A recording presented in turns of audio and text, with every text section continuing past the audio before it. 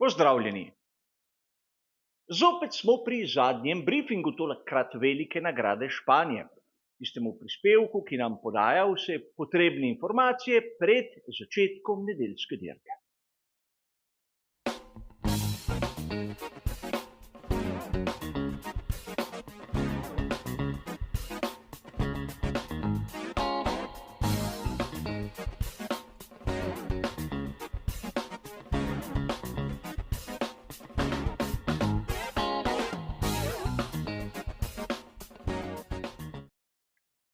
Tudi današnji zadnji briefing bo kot običajno razdeljen na tiste tri dobro znane dele. V prvem si bomo ogledali rezultate kvalifikacij, v drugem bomo našo pozornost usmerili k ritmu in seveda še marsikateri drugi zanimivosti, ki nam jo je pokazala na primer telemetrija. V tretjem, zadnjem delu bom pa podal moje osebno videnje glede možnih strategij. Začnimo na začetku s samimi kvalifikacijami. Verjamem, da marsikdo izmed vas, ljubiteljev Formule 1, je komaj čakal nekaj takega. Borbo stotink oziroma tisočink sekunde glede to, kdo bo boljši, kdo bo spredaj, kdo bo premagal svojega moštvenega kolega in še marsikaj drugega. A začnimo tudi malce pri dnu, da ne bomo zapostavili onih, ki ne pridejo v tretji del kvalifikacij. Lahko ste opazili, da na primer pri ekipi Williams Alexander Albon ni napravil tiste razlike, ki smo jo vajeni na drugih progah. Sveda bil je boljši od Sargenta, kar ni nič takega, ampak tu na progi v Barceloni šteje bolid. Govorili smo to že v predhodnih prispevkih. In enaka zgodba za ekipo Racing Bulls.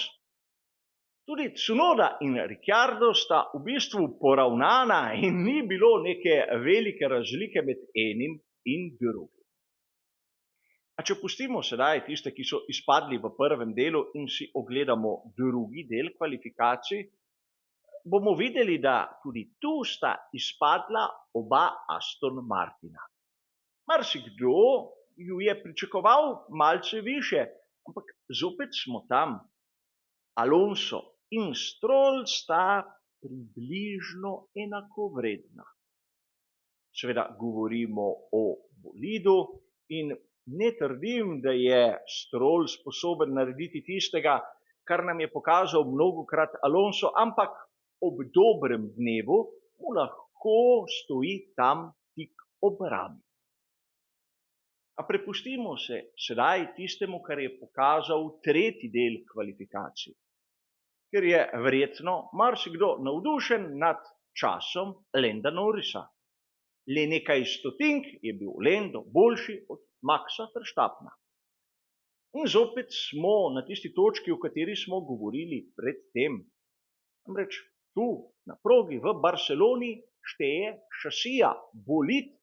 Je torej McLaren MCL 38 boljši od Red Bulla RB20?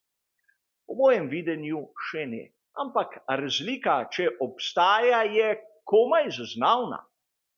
Na to smo videli oba Mercedesa, ki na tej progi, ki je ekipi dobro poznana, lahko pokaže vse svoje kvalitete. Namreč tu inženirji imajo dovolj podatkov, da ni težav z raznim iskanjem idealnih nastavitev. Vsak milimeter proge je dobro poznan in podatkov imajo več kot dovolj. Nato v tretji vrsti Ferrari. In treba je tu opozoriti na neko malenkost. Lando Norris je premagal Maxa Verstappena za pičlih nekaj stotink. A ne smemo pozabiti, da Lewis Hamilton je bil boljši od Georgea Russella za pičlih nekaj tisočink. Konec koncev, Charles Leclerc je bil boljši od Carlosa Sainza mlajšega, prav tako za pičlih nekaj tisočink. Zaostanki, ki jih vidimo pri Mercedesu in pri Ferrariju, so lahko bi dejali realni, je tisto, kar zmore šasija. In zakaj tak rahlo slabši rezultat pri Ferrariju, bomo lahko videli v našem drugem delu. Ne smemo pozabiti na Pereza, ki se je prebil v tretji del kvalifikacij, ampak ima 3 kazenska mesta, ki si jih je prislužil na veliki nagradi Kanade.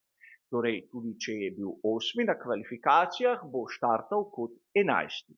Kar pomeni, da oba bolida ekipe Alpine sta v 4. vrsti, kar je fantastični rezultat. Nihče ju ni pričakoval tako visoko. Prej bi marsikdo dejal, da je to mesto, na primer, rezervirano za Aston Martin. A vidi se, da v takšnih kriznih trenutkih znajo dati ekipe res vse od sebe in to je rezultat. A lahko bi dejali, da takšne kvalifikacije so tisto, kar si mi, navdušenci, želimo. Minimalne razlike in seveda situacijo, kjer nikoli ne veš, kdo bo spredaj in kdo bo zadaj. A kvalifikacije niso vse. Treba je imeti tudi pravi ritem. In tokrat si bomo ogledali graf, ki je bil objavljen na uradni spletni strani Formule 1. Po mojem preizkusu te vrednosti držijo.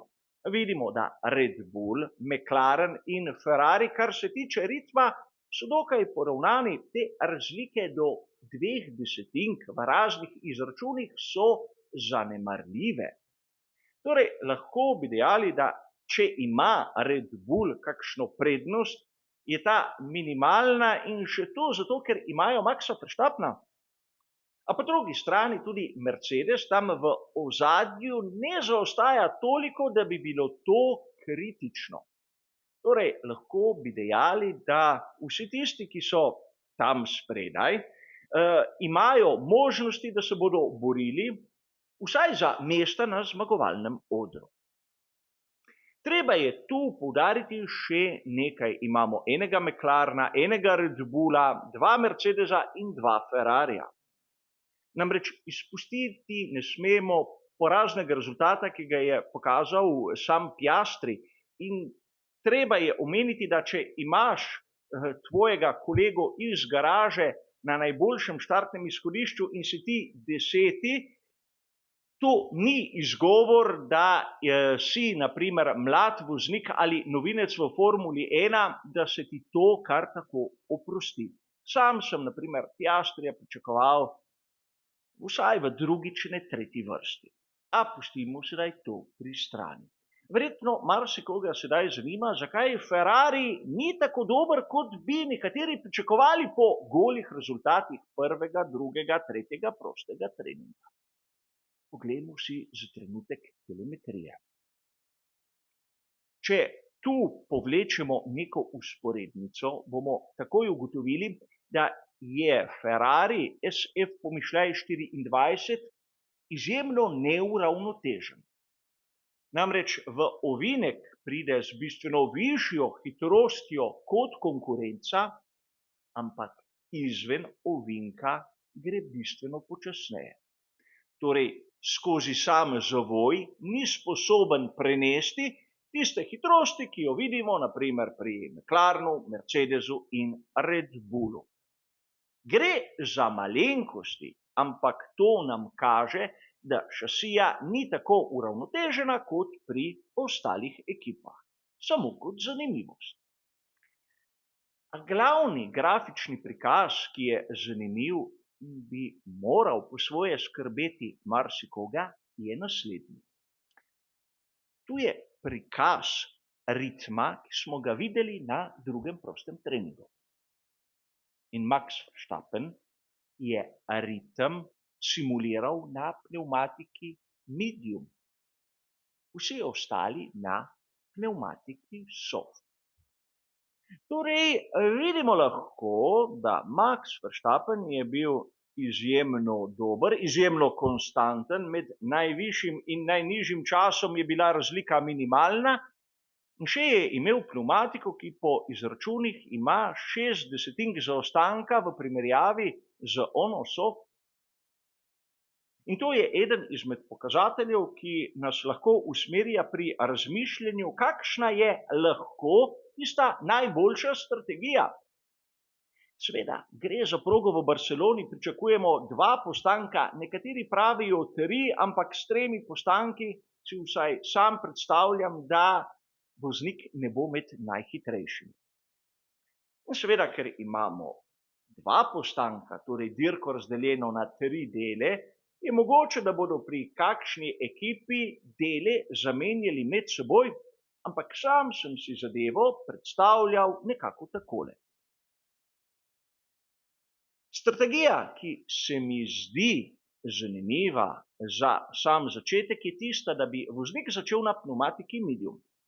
Odvozil približno 23 krogov, nato nataknil pnevmatiko hard za nadaljnjih 30 krogov in nato še del na pnevmatiki soft za preostalih 13 krogov do konca dirke. Seveda, marsikdo bo sedaj se začel spraševati, zakaj tak vrsten red. Enostavno zato, da voznik ne pade v gnečo, da podaljša tiste prve dele, da si ustvari neko prednost in nato, ko pride iz boksov, nima pred seboj onih počasnejših. A gre za mojo predstavo. Lahko, da ima določena ekipa težave, in to predvsem z pnevmatiko medium. Obstaja tudi neka varianta, ki bi omilila razne težave, ampak voznik mora imeti 2 seta pnevmatik medium. Začeti na tej mešanici, odpeljati 18 krogov, nato 30 krogov na pnevmatiki hard in ponovno 18 na pnevmatiki medium. Ampak to je neka, imenujemo jo, zasilna rešitev. Namreč, če bi imel kdo izjemno dobro nastavljen bolid in nobenih težav s pnevmatikami, bi si lahko privoščil naslednje. Začeti na pnevmatiki soft, odpeljati 18 krogov. In vem, to je prav tista razdalja, ki sem jo pri drugi strategiji pravil za pnevmatiko medium, ampak tu nimaš težav. Nato natekniti pnevmatiko medium in odpeljati 27 krogov, ter nato s praznim rezervoarjem na pnevmatiki soft še nadaljnjih 21 krogov. Izjemno drzna strategija, izvedljiva, ampak dvomim, če jo bo kdo zbral. V mojih izračunih seveda zna biti hitra. Ampak to so moje osebne napovedi. Pred samo dirko za veliko nagrado se dobimo tu v živo, kjer bom podal tiste zadnje podatke in zadnje novice. Seveda, ker imamo na cestah rahlo gnečo, se da zgoditi, da bom tudi sam ukleščen v njih.